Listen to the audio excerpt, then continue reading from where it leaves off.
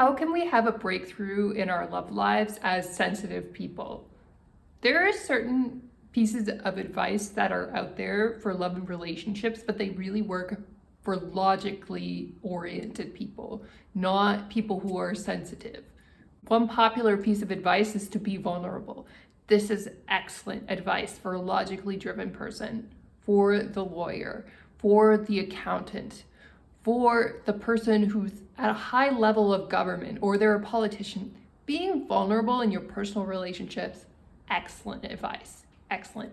However, if you are a sensitive person, maybe you are a writer, you're creative, you are somebody who loves to give and you're very generous, you are already courageous in your relationships and you've probably given before and then ended up receiving a breakup. And the reason why this happens with sensitive people is because we assume that everyone is sensitive just like us, and we don't realize that the people around us are often logical. This is the more common type of personality in our personal relationships. A lot of people are not sensitivity driven. They're not oriented this way, and that's why when we give and we're vulnerable, we approach first the logical person, they don't actually respect us.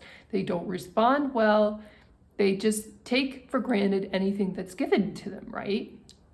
And so what we need to do instead as sensitive people, which is very, very strange to us, is to actually have the ability to pull back, the ability to wait and allow somebody to give to us first. Logical people are really good at letting other people give to them first. But as sensitives, we're not so good at this.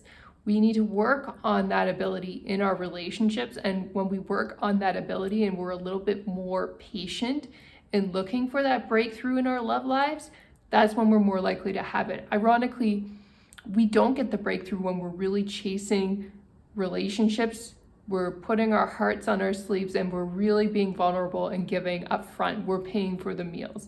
We're the one offering support. We're dating somebody who's more financially vulnerable than we are, and we're giving them emotional or psychological or financial support. When we're in that position, we're very unlikely to have a breakthrough in our love lives as sensitive people. We're more likely to get the people who take advantage of us and then leave us behind. So how do we avoid that as sensitive people? First of all, we avoid that by understanding who we are as sensitives and that we naturally want to give.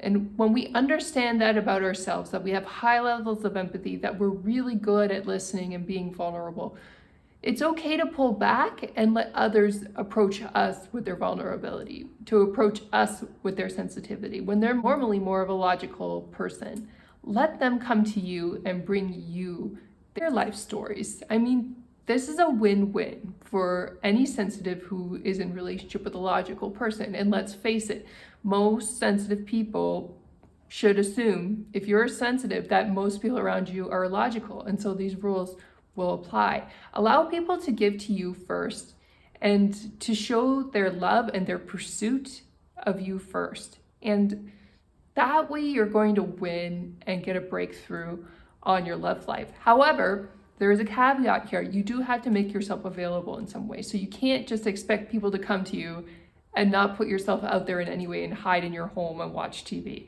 If you do that, that's probably not going to work. So you do need to put yourself out there in some way. Maybe it's through an online profile in online dating. Maybe it's by going out into the community and attending a speed dating event. There are multiple ways to do this, electronically and in person. Both ways are good, but be aware that when people show up electronically, they don't always show up their best self because it's a screen and you're an icon, and so they think they can get away with more negative behavior, right? So be aware of that, but that doesn't mean that online dating doesn't work, because sometimes people show up in person and they still don't have good intentions. So it really depends. You don't want to rush love.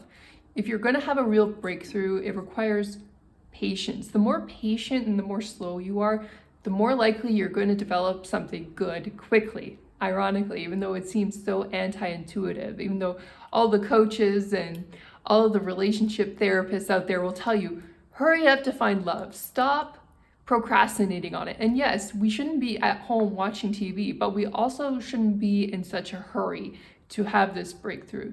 Miracles can take time, and sometimes they do happen relatively quickly, but the more patient we are and the more we have the ability to stay calm and regulate our time and slow time down, we are actually going to have the results that we're looking for more quickly. Now, here's a caveat about gender. Usually, sensitive people are women. Having said that, not always. There are sensitive men too. And this is becoming more apparent in society where there are specific homeless shelters for men who come out of abusive relationships for women. So we can't always assume that women are the sensitive ones. However, if you look at positions in society like CEOs, politicians, high levels of academia, high levels of banking, which gender is occupying those positions? It's usually men. It's usually logically driven men who get into those positions of power. And so in relationship dynamics, there still is that trend where women tend to be more sensitive than men. And so it's usually the man who pursues the woman, usually. But having said that, we are in a time of changing paradigms with relationships. Not everybody gets into a traditional marriage anymore. It's usually a good idea for sensitive people to be in a marriage. That's usually the best environment where they're going to thrive. But having said that, everybody has to follow their intuition and decide what's right for them in their life.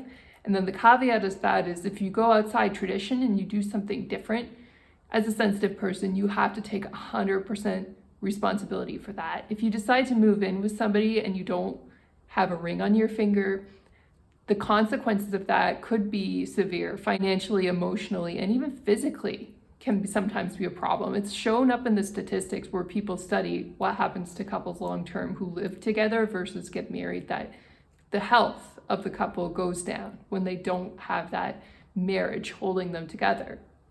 And so that's something to be aware of if you go into it as an intuitive. However, we are not always the statistical mean. Our life story can be different than what is deemed normal in society.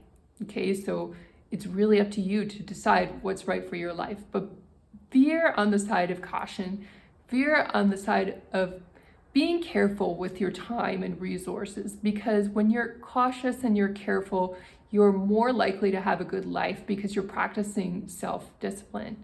You are really creating the safety container that you need as a sensitive. And we are like tortoises without a shell. So when we have those protective boundaries, that becomes our shell that protects us in life and allows us to really live fully and live a joyful life long term.